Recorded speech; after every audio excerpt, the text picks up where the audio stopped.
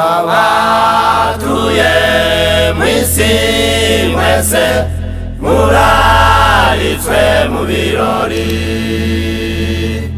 ariko butumwa bwiza byose byariteguwe.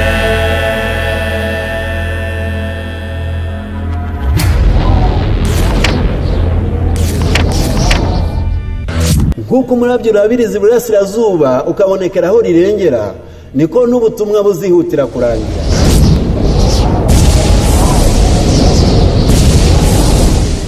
Abaroma igice cya 9 umurongo wa 28 handitseho amagambo agira ati: kuko umwami azasohoza ijambo rye mu isi akarirangiza bidatinze kandi akarigabanya. Ni muri urwo rwego abagorozi bakora umurimo w'ivugurura n'ubugorozi babateguriye ibyigisho by'ukuri kw'iki gihe bizubaka umuryango wawe binawurinde. Ni ibyigisho bizahembura ubukristo bwawe bikabuha icyerekezo. Yewe bikubiyemo inama nyinshi zijyaniranye n'ubuzima ngo tumenye uko twakwirinda indwara ndetse no kuzivura dukoresheje iby'Imana yaremye. Ni ibyigisho bizakwereka aho igihe kigeze kugira ngo ejo utazatungurwa. Urumva nawe wakurikirana ibi byigisho? Ushonje uhishiwe? Abagorozi bakora umurimo w'ivugurura n'ubugorozi babateguriye ibyigisho by'ukuri kw'iki gihe bizanyuzwa ku ikoranabuhanga rigezweho.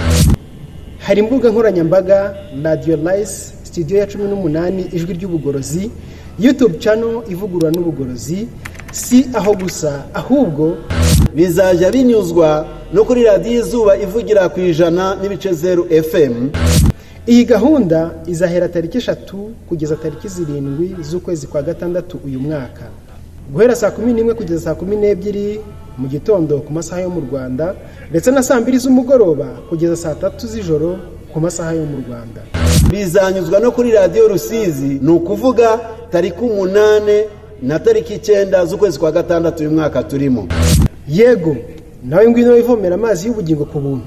Ni karibu, uzabikurikire, uzabirarikire kuko bigufitiye inyungu. Imana ibahe umugisha. Amen.